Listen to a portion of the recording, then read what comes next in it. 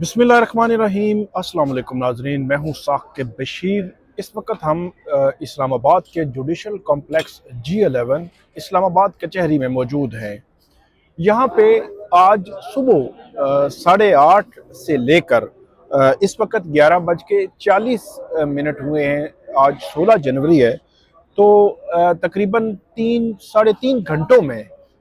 4 से 5 दफ़ा एडवोकेट ईमान मज़ारी और हादी अली चट्ठा उनके केस की समाअत हुई है।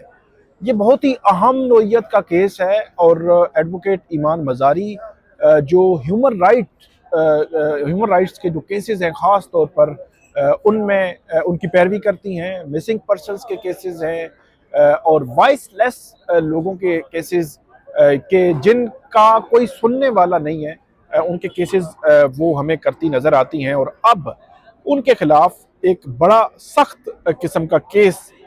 ये अपने इख्तिताम की तरफ बढ़ रहा है। और आज 4 दफ़ा जो समाअत हुई उस समाअत का अहवाल आपके सामने रखेंगे कि चारों दफ़ा क्या गैर मामूली था, क्यों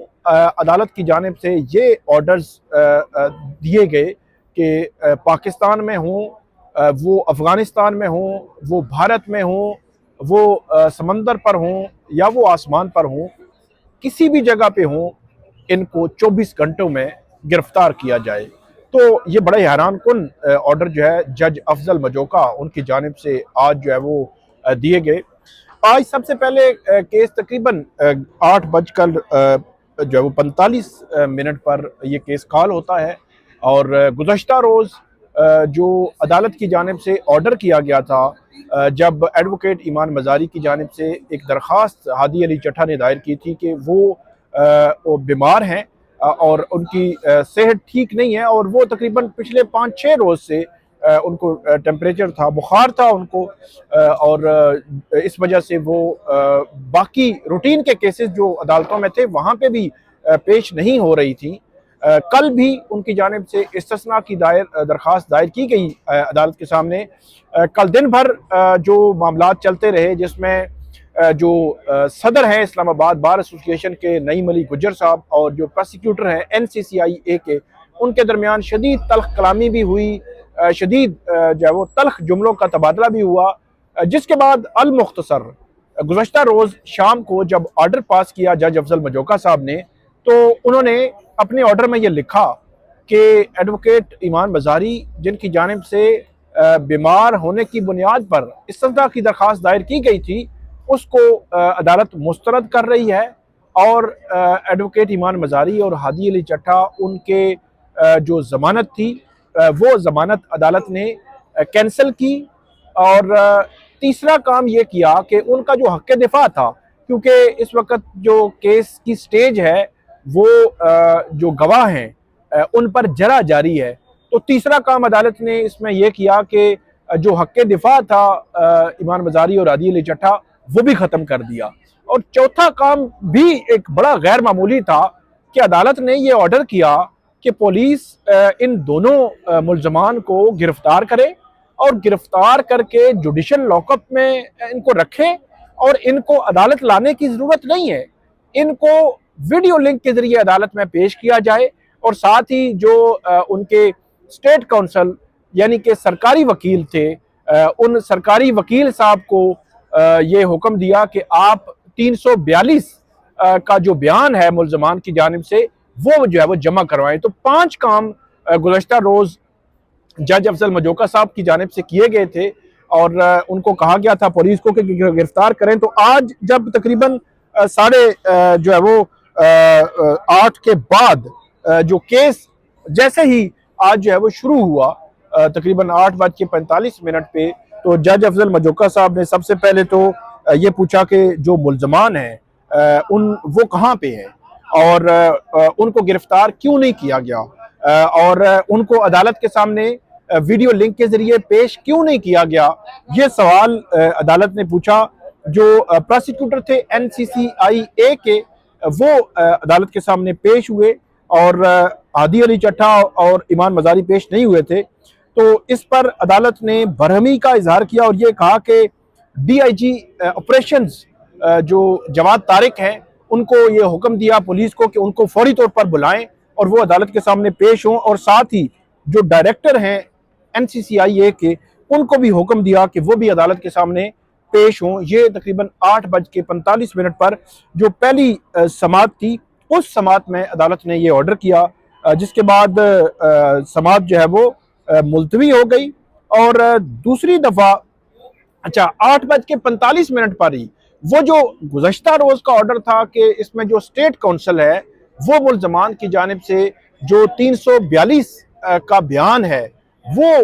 जमा करवाएंगे। तो 342 का बयान जो मुल्ज़मान की जानिब से स्टेट काउंसिल ने आज तहरीरी तौर पर जमा करवा दिया, यानी कि जो मुल्ज़मान हैं दोनों, उनसे मुशावरत किए बगैर, उनसे पूछे बगैर उन जो मुल्ज़मान हैं उनका दिफा क्या है, उन्होंने क्या अदालत के सामने डिफेंस लेना है, क्या उन्होंने कोई गवाह अदालत के सामने लाने हैं या नहीं लाने, ये जो मुल्ज़मान हैं उनका राइट होता है। और मुल्ज़मान ही बता सकते हैं कि उन्होंने क्या डिफेंस लेना है। तो यहाँ पे स्टेट काउंसिल साहब जो है, उन्होंने बगैर मुशावरत किए, बगैर राब्ता किए, आज खुद ही प्रोसिक्यूशन के दिए हुए सवालात को, उनके जो रिप्लाई है, जो जवाब है, वो तैयार किया और आज अदालत में रिटन फॉर्म में जो है वो तहरीरी तौर पर जो है वो जमा करवा दिया। तो ये सुबह 8:45 पे ही उन्होंने काम जो है वो ख़त्म कर दिया। तो 342 के बयान के बाद इसमें हतमी दलाइल होते हैं केस में, ये आखिरी स्टेज होती है और उसके बाद फैसला जो है वो होता है। और इससे कबल जब 342 का बयान था तो उस वक़्त केस ट्रायल, क्योंकि जो वो इस्लामाबाद हाई कोर्ट के बाद सुप्रीम कोर्ट मामला गया था, तो ट्रायल क्योंकि इसमें हक़ दिफा और हक़ जरा बहाल कर दिया था हाई कोर्ट ने, तो इसलिए इस केस में जो 342 का स्टेज आया था तो उसमें गवाहों के नाम भी जमा करवाए थे ईमान मजारी और हादी अली चट्टा ने, लेकिन अब की बार स्टेट काउंसिल ने वो खुद ही जवाब जो है वो जमा करवा दिया। जिसके बाद तकरीबन 9:45 बजे, यानी कि 1 घंटे के बाद, जवाद तारिक जो DIG हैं वो आज अदालत के सामने आए। और जवाद तारिक साहब जैसे ही पेश हुए तो अदालत ने उन पर शदीद बरहमी का इजहार किया और इस्लामाबाद पुलिस पर बरहमी का इजहार किया, और ये कहा कि वारंट जारी हुआ, अमल क्यों नहीं हुआ, और ये भी कहा कि इस्लामाबाद में वारंट पर अमल ना होना क्या साबित करता है, और इनको पाकिस्तान से उठाएं, इंडिया से उठाएं, अफगानिस्तान से उठाएं, 24 घंटे हैं आपके पास। जज मजोका जो है उन्होंने कहा कि वो समंदर पर हैं या आसमान पर हैं, मुझे वारंट्स की तामील चाहिए, मैं इसको देखता हूं कि कैसे पेश नहीं होते, मुझे 24 घंटे के अंदर वारंट्स पर अमल दरामद चाहिए। इस पर जो जवाद तारिक है उन्होंने कहा कि ठीक है, हम जो है वो इस पर अमल दरामद करेंगे। और उसके बाद अदालत ने एक दफ़ा फिर ये कहा कि 10 बजे आप आ जाएं, 10 बजे जो वारंट्स हैं वो आपके हवाले हम जो है वो कर देंगे। तो जिसके बाद समाअत में कुछ देर का जो है वो अदालत की जानिब से वक्फा किया गया, और दोबारा जब 10 बजे समाअत शुरू हुई तो दोबारा से अदालत ने जो वारंट्स की कॉपी थी वो DIG जवाद तारिक के हवाले की, और उनको ये कहा कि 24 घंटों में इनको गिरफ्तार करें और अदालत के सामने पेश करें। और इस पर जो NCCIA के एहलकार थे जिनको ये हुक्म दिया था गुज़श्ता रोज़ अदालत ने कि आपने वारंट गिरफ्तारी पर अमल करवाना है, वो भी अदालत के सामने पेश हुए। तीसरी दफ़ा जब समाअत हुई तो उन्होंने कहा जी उन्होंने कहा कि 4 सीनियर NCCIA के अफसरान जो थे उन पर मुश्तमिल हमने टीम तश्कील दी थी, और इनकी जो रिहाइश है, ईमान मजारी और हादी अली चट्टा, उनकी रिहाइश पर ये गए, लेकिन वो वहाँ पे मौजूद नहीं थे और जानबूझकर वो गिरफ्तारी से बचने के लिए वो कहीं पे छुपे हुए हैं। जिसके बाद जज साहब ने रिमार्क्स दिए कि इस्लामाबाद से बंदा गिरफ्तार नहीं होता तो बलोचिस्तान या नार्दर्न एरिया से कैसे गिरफ्तार होगा। और उन्होंने NCCIA के जो प्रोसिक्यूटर थे शेख आमर सुहेल की अदम मौजूदगी पर भी काफ़ी बरहमी का इजहार किया, और ये कहा कि ये NCCI प्रोसिक्यूटर अदालत के सामने पेश क्यों नहीं होता, और क्या ये प्रोसिक्यूटर तनख्वाह नहीं लेता, और इस वक्त वो कहाँ पर है। जज अफजल मजोका ने यह भी कहा कि इंक्वायरी करें और उसे निकालें, आज के बाद वो मेरी अदालत में पेश ना हो। और इस केस में जो है वो NCCI हुकाम ने अदालत को बताया कि क्योंकि इस केस में एक स्पेशल प्रोसिक्यूटर तैनात था, तो इसलिए जो NCCI के प्रोसिक्यूटर हैं वो अदालत के सामने नहीं आए, जिसके बाद अदालत ने ये कहा कि DIG जवाद तारिक को कहा कि आप जा सकते हैं, और 11 बजे फिर दोबारा से उन्होंने कहा कि हम केस सुनेंगे, यानी कि चौथी बार आज 16 जनवरी को चौथी बार केस उन्होंने कहा कि 11 बजे लगेगा। और 4 दफ़ा जो है वो केस की समाअत जब चौथी दफ़ा शुरू हुई तो जज अफजल मजोका साहब ने ये कहा कि एक तो जो वहाँ पे आए हुए थे प्रोसिक्यूटर भी NCCI के, पुलिस हुकाम भी आए हुए थे, DIG जवाद तारिक, उनको दोबारा ये ऑर्डर हुआ कि 24 घंटों में उनको जो है वो गिरफ्तार करें। इस दौरान आसिफ अली तंबोली जो ईमान मजारी और आदि अली चट्टा की जानिब से पेश हुए आज अदालत के सामने, उन्होंने ये कहा कि हमने इस आपका जो गुज़श्ता रोज़ का जो ऑर्डर है इसको इस्लामाबाद हाई कोर्ट में चैलेंज किया है और अदालत इसमें हमें कुछ वक़्त दे दे, लेकिन जज अफजल मजोका साहब ने ये कहा कि इसमें अगर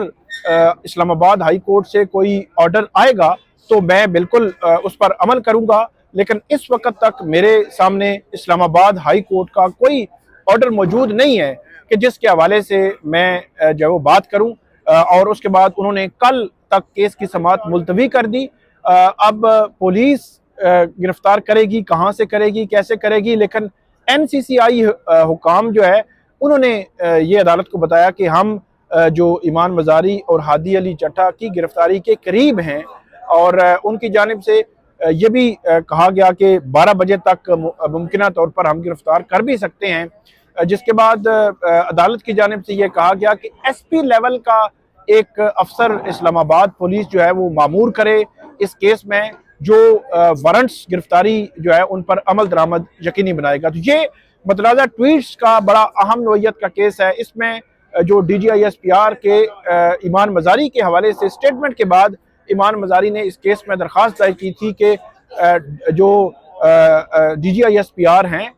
उनको कोर्ट विटनेस के तौर पर जो है वो बुलाया जाए अदालत के सामने, क्योंकि उनके बयान के बाद हमें ये जो है वो खदशा है कि हमें वो इंसाफ के तमाम तकाजे पूरे नहीं हो सकेंगे इतने अहम लेवल के अफसर के बयान के बाद। लेकिन अदालत की जानिब से इस मामले को भी 342 के बयान के बाद तक रखा गया कि हम उसका फैसला तब करेंगे। अब सूरत हाल ये है कि ईमान मजारी और आदि अली चट्टा वो अब इस्लामाबाद हाई कोर्ट से कोशिश कर रहे हैं कि वहाँ से उनको कोई रिलीफ जो है वो मिले, और वहाँ इस्लामाबाद हाई कोर्ट में वहाँ पे जो रवियन दायर हुई है वो आज ही फिक्स हो, आज ही रिलीफ मिल जाए, वगरना जो NCCI है, इस्लामाबाद पुलिस है, DIG हैं, SP हैं, अब क्योंकि उनके पास ऑर्डर आ गए हैं, दोबारा से वारंट्स आ गए हैं, दोबारा उनकी गिरफ्तारी होगी। लेकिन एक चीज़ बड़ी क्लियर है कि ऐसे लगता है कि एडवोकेट ईमान मजारी और हादी अली चट्टा जो खुद वकील हैं, जो खुद ऐसे लोगों के केसेस करते हैं जिनके केसेस करने वाला कोई नहीं है, जो मिसिंग पर्सन्स के केसेस को हैंडल करते हैं, जो यहाँ पे रेडी बानों के केसेस को हैंडल करते हैं, जो सहाफ़ियों के, सिविल सोसाइटी के, जहाँ जहाँ ह्यूमन राइट्स की वायलेशंस हो वहाँ उनके केसेस को उनकी केसेस की पैरवी करते हैं,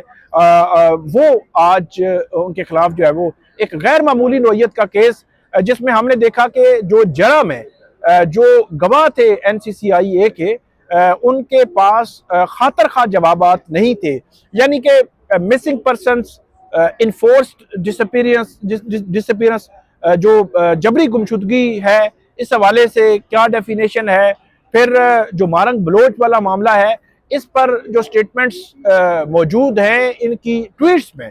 उनको जब कंट्राडिक्ट किया गया कि यही स्टेटमेंट्स वज़रा की भी हैं, वज़ीर आला की भी हैं और दीगर लोगों की भी हैं, तो उन पर कोई ऐसा जो है वो जवाब खातर खा जो जरा के दौरान जो गवाह थे उनकी जानिब से नहीं सामने आया। तो इससे आप अंदाज़ा लगा सकते हैं कि अब ये केस किस तरफ बढ़ रहा है। ईमान मजारी की जानिब से बारहा ये कहा गया है कि उनको जो है वो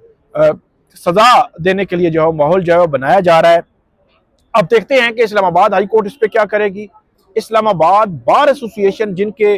ये दोनों वकला मेम्बरान हैं वो क्या करेंगे। नईम अली गुजर साहब पर जो बहुत भारी जिम्मेदारी है, क्योंकि उनके वारंट गिरफ्तारी जारी हुए हैं और उनको बगैर सुने उनका डिफेंस क्लोज करके अब अदालत फैसले की तरफ बढ़ रही है। देखते हैं कि ये फैसला जो है वो कब तक आता है और क्या अब सिचुएशन जो है वो किस तरफ जो है वो जाती है। आपको मजीद भी हम अपडेट करते रहेंगे, हमें फीडबैक दीजिएगा। अल्लाह हाफिज़।